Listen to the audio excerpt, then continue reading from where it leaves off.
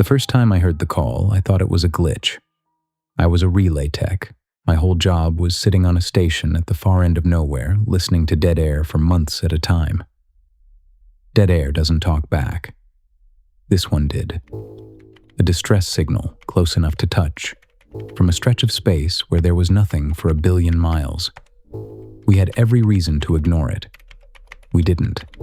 And everything that went wrong after, every piece of it, started the second we decided to help.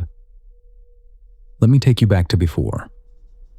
The last morning, my daughter was standing on the kitchen chair she wasn't allowed to stand on, telling me a long story about a fish she'd seen in a book, and I wasn't really listening because I was watching the clock over the stove and doing the math on the shuttle window, and that's the part I keep going back over, how I spent her last morning at home running numbers instead of listening to her talk about the fish. Hannah made the eggs the way she always made them when I was leaving, which was a little better than usual, and I told Nora I'd be home before her birthday, and that one was easy to promise because it was true. The rotation was 8 months, and her birthday was 9 months out, so there was no way for it to be a lie. And she made me say it twice anyway, and then she made me do the handshake we had, the long one with the part at the end, and then she gave me the photo. It was a printed one, a real piece of paper, because she'd gotten into printing them at her grandmother's house, and she liked that they were things you could actually hold. The one she picked was her and the dog, both of them looking off at something to the side so that neither of them was facing the camera, and she told me to keep it somewhere I'd see it and not in a drawer, and I told her I would, and I meant it. Hannah walked me to the door, and we did the short version of goodbye, the one you do once you've done it enough times that the long version only makes it worse. A hand on the side of my face and a few words, and that was all. She told me to call when I got there.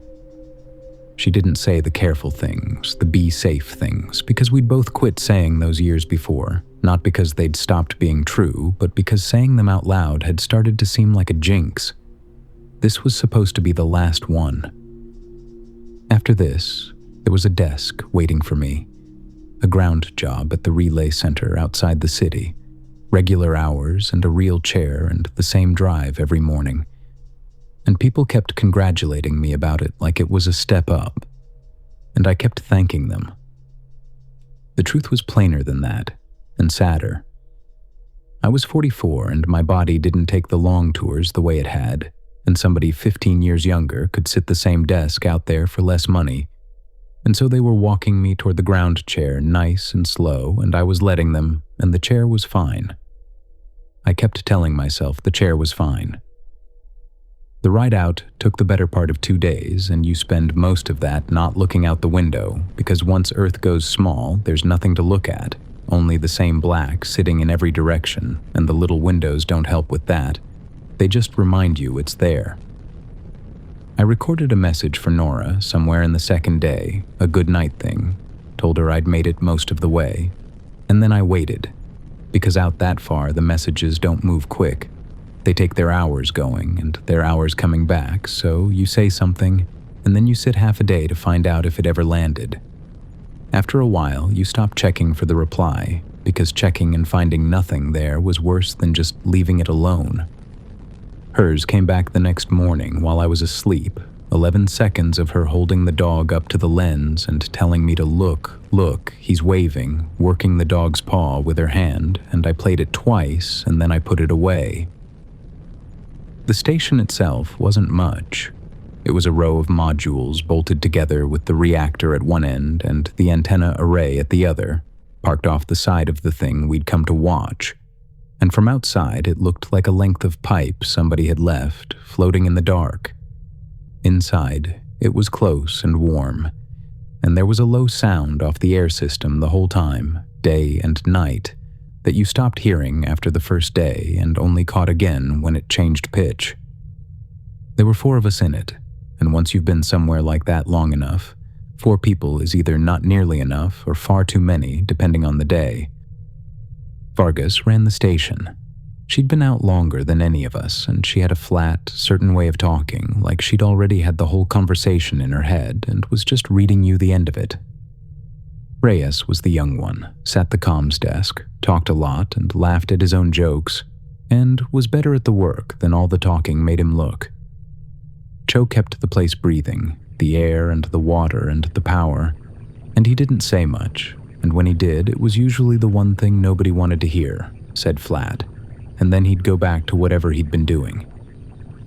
The job was simple. We sent signals into the thing we were parked next to, a small dead star that had fallen in on itself until it was almost nothing and spun, and we measured what came back. That was all of it.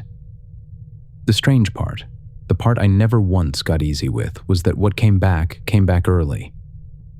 You'd send a pulse in and the return would already be sitting on the board before you'd finished sending it, by a sliver, by less than a second, and Vargas would write it down and nobody would say anything about it. Because there was a clean explanation that the science people back home were happy with, and out there, watching it land on the screen, the clean explanation didn't do much for you. Whatever we sent in came back to us. It just came back before we sent it. You learn to read that off a screen and log it and not think about it too hard, the same as you stop hearing the air after a day. And the thing we were watching never did anything. People hear dead star and they picture something violent, and it wasn't that at all. It just sat there, this dense little point that pulled hard enough to show on the instruments and that we never felt at all, and most days you forgot it was out there. Mostly, nothing happened. That was the job. You went out, you ran the experiment, you watched the nothing, and then you went home. And out of all the tours I'd pulled, this one was meant to be the last and the easiest, the quiet one to finish on. It was Reyes who caught it, about a week in. There was a channel we didn't use, an old emergency band that everyone keeps an ear on and nobody ever hears anything across. And one night, there was something on it, faint, down under the noise, repeating. He cleaned it up as much as it would clean and played it for us the next morning, and it was a distress call. An automated loop, a station calling for help, the same short message going around and around. The piece of the header that should have told us who it belonged to had come through broken, just noise where the name should be, so we had no idea where it was from, and Vargas said it was probably an old one, some dead station still running its loop years after the crew was gone. And that made sense, and we logged it. Two things stayed with me that I didn't say out loud. The first was the timestamp on it, which was off from ours, running a few hours ahead, and I told myself it was a clock somewhere set wrong, because that happens all the time. Clocks drift and nobody bothers to fix them, and that was the easy answer, so I took it. The second was the voice. Down under the static, there was a man's voice, and one piece of it came through clearer than the rest. The same line every time the loop came back around, him saying it wasn't the dark he was scared of, it was that she'd wait up for him. I didn't know what it meant, and I didn't know who he was. But I knew the voice from somewhere and couldn't say from where, and the hair on my arms stood up while it played, and I sat there in that warm room and let it come around one more time before I shut it off. For the first stretch, it was just the work, and the work didn't change, so the days ran together and I couldn't have told you which one I was in. We ran the experiment, we logged the returns, we ate, we slept, and the distress loop sat in the file where we'd put it, and nobody thought much more about it, because it was an old recording from a dead station and there were 100 of those drifting around out there, and not one of them had ever needed anything from us. And the place got smaller the longer you were in it. The walls didn't move, but you came to know every sound the station made and every sound the other three made. Vargas clearing her throat before she spoke, Cho's boots coming down the corridor, Reyes tapping a pen on his desk when he was working something out, and you knew them so well that anything new pulled your head up. For weeks, nothing new ever did. There was the work, and the four of us, and the dark out every port, and not much else. I kept up the messages to Nora, one most nights, small things, what I'd eaten, a story I made up about the dog coming to space with me, and I'd record one and play it back before I sent it, and I'd hate it. My own voice came out of the speaker, sounding nothing like the voice I heard in my head, flatter and slower and older, so half the time I'd delete the recording and send a few lines of text instead, because the text didn't have my voice in it. Hannah told me once that Nora played the audio over and over and didn't care how I sounded, and I believed her. But I still couldn't sit and listen to myself, so I kept sending the short ones. What changed was Reyes. He couldn't leave the loop alone. He'd pull it up on his off hours and run it through the filters again and again, trying to lift the voice up out of the noise. And after a couple of weeks, he had a board going next to his station, little notes stuck up with the pieces he'd managed to make out, adding to it whenever he got a new one. He got quieter about it as the board filled up, less like a puzzle he was enjoying and more like a job he couldn't put down. And a couple of times I came onto the deck early and found him already there with his headphones on, running it back. Vargas thought it was a waste of time and said so. She figured it was a reflection, our own old traffic bouncing back off the thing we were parked next to and coming in scrambled, which the object did sometimes, and that was a reasonable thing to think. Cho's position was that if it was a real distress call from a real station, then it wasn't ours to sit on, and we should send it up the chain to whoever's job it was, and that was reasonable too. I didn't say much either way. I'd stand at Reyes's board longer than I needed to, reading the pieces, because the voice on it still got to me the same as the first night, and I wasn't going to be the one to say out loud that a scrambled recording sounded like a man I knew. By then, we had enough of it to know it wasn't only a station name and a call for help. There were words in it. Reyes had pulled out fire and breach and a run of numbers that read like a date, and a man saying there was no time, and once those were up on the board, it stopped reading like junk and started reading like a disaster that had already happened to somebody, or was going to. The header still came through broken every time, the part that should have said who it was, so we had the words and no name for who they belonged to. Around the same time, I lost the photo. The one Nora gave me, her and the dog, I'd kept it clipped to the edge of my bunk shelf where I'd see it, like she told me, and one day it wasn't there. I went through my locker and under the bunk and the pockets of everything I owned, and it was gone, and it bothered me more than a lost photo should because it was the one thing of hers I had out there and I'd promised her I'd keep it where I could see it. Then 4 days later, it was back on the shelf, in the same spot, and I'd looked at that spot a dozen times in 4 days. Cho figured it had slipped down behind the shelf and worked its way back up when the station shifted, which stations do, they're always moving a little, and Reyes figured I'd dragged it into my blanket and pulled it back out without noticing, and both of those were probably right, and I clipped it back in place and tried not to think about the 4 days. The message from Hannah came about a week after that. It landed broken and out of order, which happened when the relay was having a bad day, the pieces arriving in the wrong sequence, so you had to set them back in line yourself. And the first piece I got had Nora's name in it, and the word hospital, and then nothing, just the cut where the next part should have been. I sat there for the length of time it took the rest of it to come through, which was about 40 minutes, and 40 minutes is a long time to sit with half a sentence about your kid and a hospital. When the rest of it landed, it was nothing.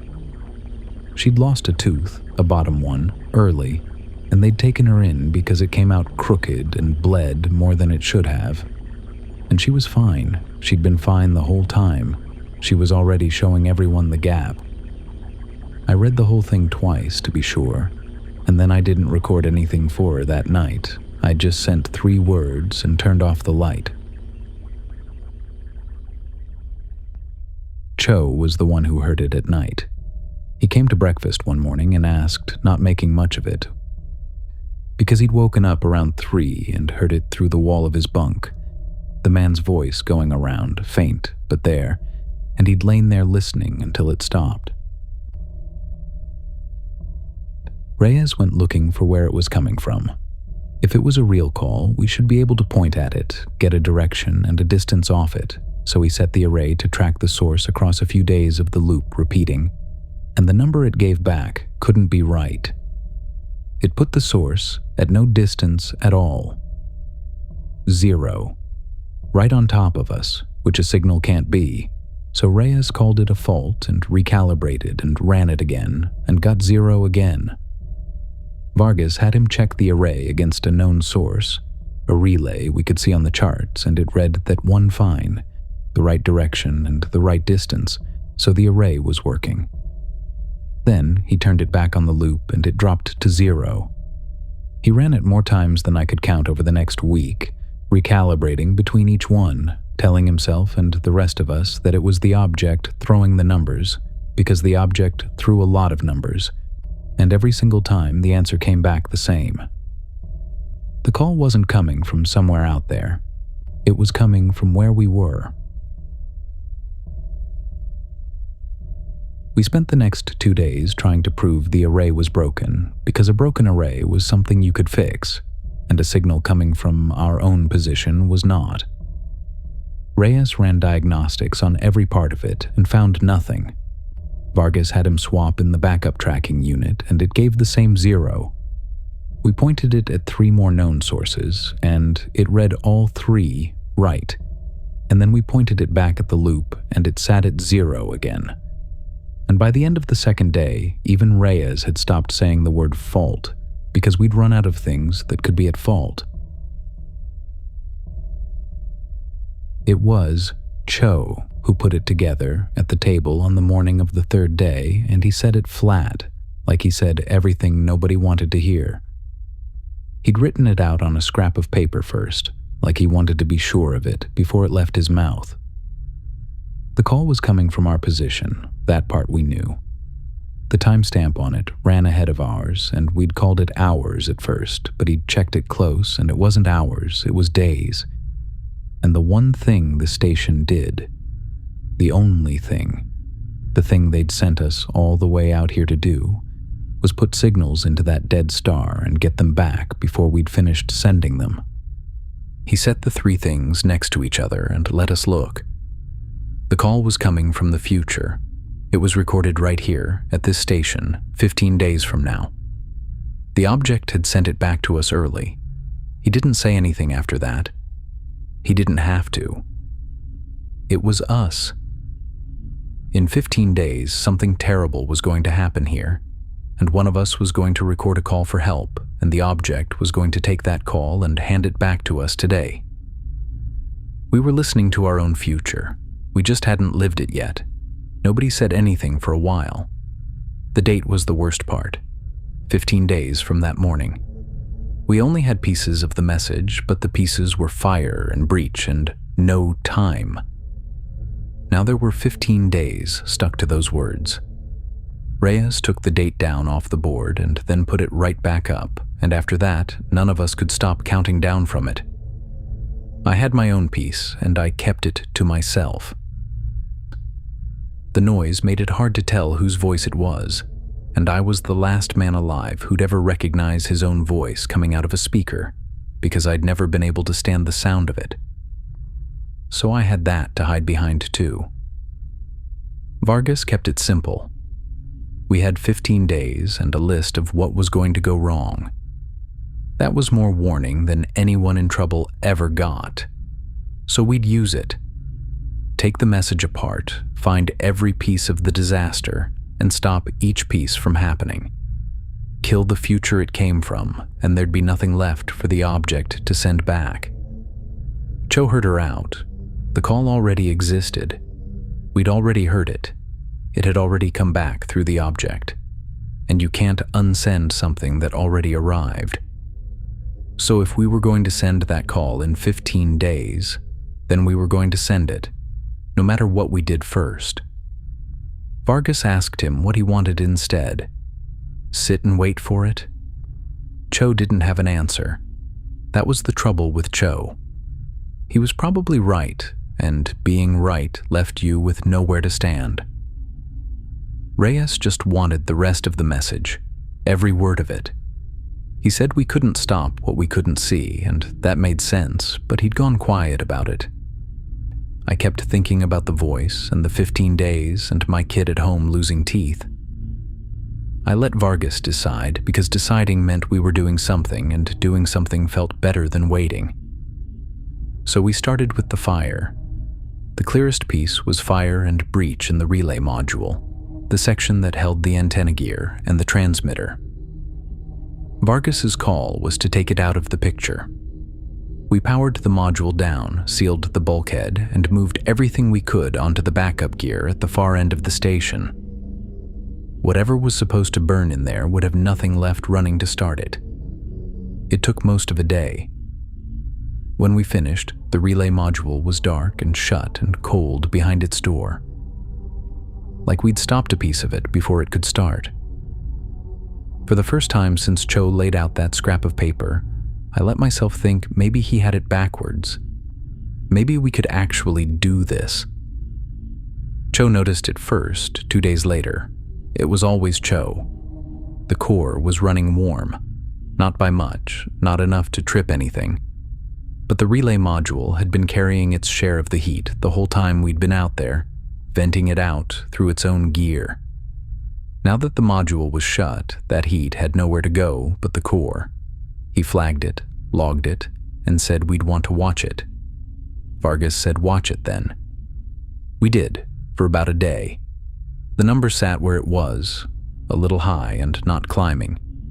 And there were 15 days turning into 13 and 100 other things in front of us, so we stopped watching it so close. Maybe we should have known. But there was nothing in the message about the core. The message said the relay module. We'd shut the relay module. As far as we knew, we'd won that one.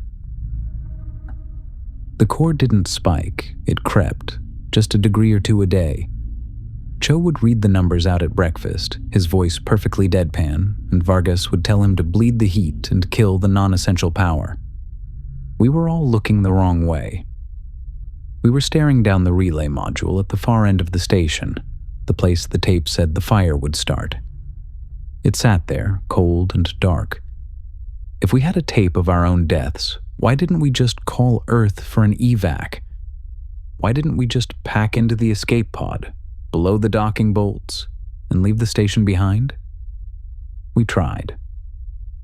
On the 14th day of the countdown, Vargas finally swallowed her pride. She sat at the main console, locked in her command codes, and drafted a priority distress packet aimed straight at the Earth relay network. She requested an immediate abort and a retrieval shuttle. We sat in the hum of the station for the 8 hours it takes a signal to make the round trip. Nothing came back. She sent it again. She pushed the transmitter to its maximum safe limit, blasting the signal into the black. 2 hours later, Reyes noticed a spike on the background noise monitor. The object didn't just bounce our experimental pulses back early. Its gravitational pull was so dense with time dilation that it was catching our outgoing distress calls, bending them along its event horizon and throwing them right back at our own antenna. When Reyes cleaned up the spike, it was Vargas's voice. The exact message she had just sent, time-stamped 2 days before she actually sent it. We weren't talking to Earth. We were just screaming into a mirror. The object was acting as a temporal black hole for our radio waves. Nothing was getting out. Once we realized Earth was deaf to us, Cho went for the escape pod. He bypassed the main computer. He ran the pre-launch telemetry to chart a course away from the dead star. The nav computer crashed instantly. Cho rebooted it, fed it the coordinates for the nearest shipping lane, and ran the simulation again. The screen spit back a hard error. The object's localized space was warped. The station itself was built with heavy, ionized shielding to anchor us in real time. The pod didn't have that. If we launched the moment the pod crossed the threshold of the station's anchor field, it would hit the timeshear. The computer calculated the physical toll of that transit. If we launched the pod, the sheer temporal friction would tear the hull apart like wet paper. We wouldn't just die. We would be stretched across a century of empty space. The pod was a coffin. The station was the only thing keeping us in the present tense. We were completely, entirely trapped. So, we went back to the tape. Reyes was deteriorating. He practically lived at the comms board, headphones clamped over his ears, teasing words out of the static, and every new word made the picture worse. There was a part about the doors. The terrified man on the loop said the bulkheads had slammed shut, that he was locked in, that they couldn't reach each other. Vargas listened to that snippet 3 times. Then she gave the order to kill the emergency lockdown system. Every station has one. It's supposed to save your life. If a section depressurizes or catches fire, the blast doors drop instantly so the whole station doesn't vent into the vacuum. But the tape said the doors were the trap, so Vargas had Cho disable it. "If they can't close," she said, "they can't lock us in." It made twisted, perfect sense. Right up until it didn't. Then, Reyes finally decoded a name. His own. The man on the loop said Reyes first. I watched Reyes hear it. I watched all the blood drain out of his face. Vargas wasn't going to let it happen. She marched him to the crew module at the absolute front of the station, the furthest point from the reactor and the relay, the safest room we had. She stripped him of his gear, took him off the comms board where he was actually useful, and locked him in by hand since the automatic doors were dead. She was trying to cheat the tape. The rest of us stayed at our posts. 8 hours later, the core blew. The tape never mentioned the core, but we'd been dumping all that excess heat into it for a week and a half. An alarm shrieked. A thick, electrical burning smell hit the back of my throat before there was even smoke, and the board flashed red. A line had ruptured. Any other day, the lockdown system would have slammed the blast doors shut, containing the fire to the reactor room. But we'd turned the doors off. The fire and pressure tore down the spine of the station. It hit the escape pod corridor first, blowing the bulkhead out into open space. The pod we couldn't even use was ripped off the hull, gone in a heartbeat. 11 days of planning, and the pod was the first thing off the board. And Reyes was up front, in the room we thought was safe. With the blast doors dead, there was nothing to stop the firestorm from funneling straight into the crew module. We had taken all his tools. He had no board, no controls, no way to fight it. We'd locked him in a box. I heard him on the comms. He was begging, asking what was happening, and then the channel just died. Reyes first. The loop was right. We were the ones who made it come true. I was shouting his name into a dead mic, and as I did, my voice caught. It cracked, going high and thin and terrified. I froze. I had heard myself exhausted. I had heard myself annoyed. I had heard myself sound like a flat, distant ghost on 100 unsent voicemails to my daughter. But I had never in my life heard myself truly, utterly terrified. Until now. That's why I hadn't recognized the voice on the loop. The man begging for help. The man saying he was scared. It was me. I sank into my chair. The alarms were screaming. Vargas and Cho were fighting a losing battle to save the air scrubbers, and underneath it all, the distress loop was still playing. My own voice, echoing out of the speaker. I wasn't listening to a warning anymore. I was listening to a live broadcast.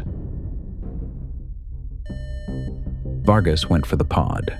We both knew it was gone. But she wasn't the kind of person who could just sit down and wait to die. The last time I saw her, she was walking down the smoke-filled corridor toward a door that opened into absolute nothingness. Cho stayed by the breach. He shoved a patch over a rupture that was way too big, burning his hands, using his own weight to hold the station together just a little bit longer. He bought me a few extra minutes of breathable air. Then another line gave way in the dark behind him, and he was gone. He didn't say a word. He'd have wanted it that way. Then it was just me. The air in the room was growing thin. The main power died, and the emergency lights kicked on, bathing the deck in a sickly, blood-red glow. I just sat there. I'm not proud of it, and I'm not ashamed of it either. I sat in the red dark of a station that used to hold my crew, listening to my own voice playing on a loop over the comms, reading out a disaster that had already happened. Then I stood up, because the tape had to be made. Someone had to call for help, and the only transmitter strong enough to reach Earth was in the relay module. The room we had shut down and frozen 11 days ago to stop a fire that never caught. I walked to the bulkhead and broke the seal. The wheel was coated in frost, and I had to throw my entire body weight into it to crack it open. The air inside hit me like a physical blow. It was freezing, the metal rimed with white ice. I worked by the little light on my collar. The transmitter was a dead block of metal. To wake it up, I had to cannibalize the rest of the station. I pulled the life support, the scrubbers, the emergency reserves, and dumped every last volt into that one machine. It was a suicide move. You don't push that much juice through a single rig. But I didn't need the station to live anymore. I hit the broadcast switch, I keyed the mic, and the words just poured out of my mouth. Station, fire, breach. No time. I wasn't reading them off a screen. I wasn't consciously trying to match the tape. They just tumbled out of me. Every time I reached for a word, it was already there on my tongue. I was speaking in perfect unison with the recording playing softly from the console. That's when the true horror of a closed loop clicked into place. There was never a timeline where we heard the warning and saved ourselves. There was only this. Me, sitting in the freezing dark, saying the words I had always said. So I stopped. I killed the distress channel, opened a wideband frequency, and I talked to my daughter. I told Nora I was coming home. I told her the tour was over and I'd be sitting at the kitchen table before her birthday. I told her I was working on a new story about the dog and to put her lost tooth under her pillow so I could see the gap in her smile. I told her to go to sleep and not wait up. It was all a lie. The cold was seeping into my bones, the oxygen was failing, and I knew exactly what was about to happen to me. But it was the only piece of my life I had left to cling to. So I said it like it was gospel truth. The red lights began to flicker and die as the batteries drained. The dark creeping in wasn't new. For a second, my mind slipped, and I wondered if I had ever left that kitchen at all. If the space station and the dead star were just a nightmare and I was about to wake up, I had to let the thought go. There was no way to follow it down. And then I gave her the only truth I had left. I told her I wasn't afraid of the dark. I was just afraid she'd wait up for me. And I sat back in the freezing black and I waited for it to come around.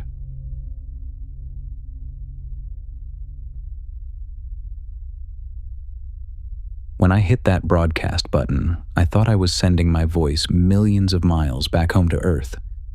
I wasn't. The only antenna on the station with enough power to handle that signal was the main rig, the one pointed directly at the dead star, the Mayday. The story about the dog, her name, every single word of it fired straight into the object. And the object did what it has always done, what we traveled to the edge of space to watch it do. It sent the signal back early. It didn't go to Earth. It didn't go to Nora's bedroom. It waited in the static until Reyes found it, cleaned it up, and played it for us over breakfast. I had stood right behind him, drinking coffee, listening to a stranger say he was scared, listening to the last words I would ever speak to my little girl. And I didn't know. None of it ever reached home. And the worst part? The part I've had the most time to think about in the dark?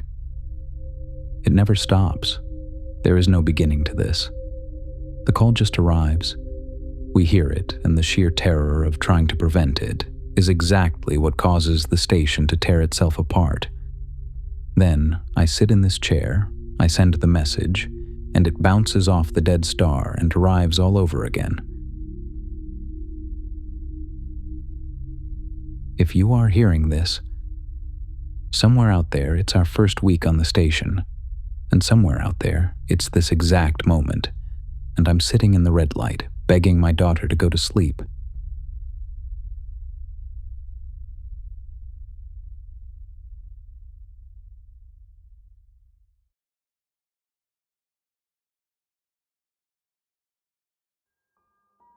Hey guys, Rex here. Thanks for staying till the end. And if you're new, I'm on YouTube and Spotify both, so wherever you do your listening, I'm there. Hit subscribe, leave the lights on, and I'll see you in the next one.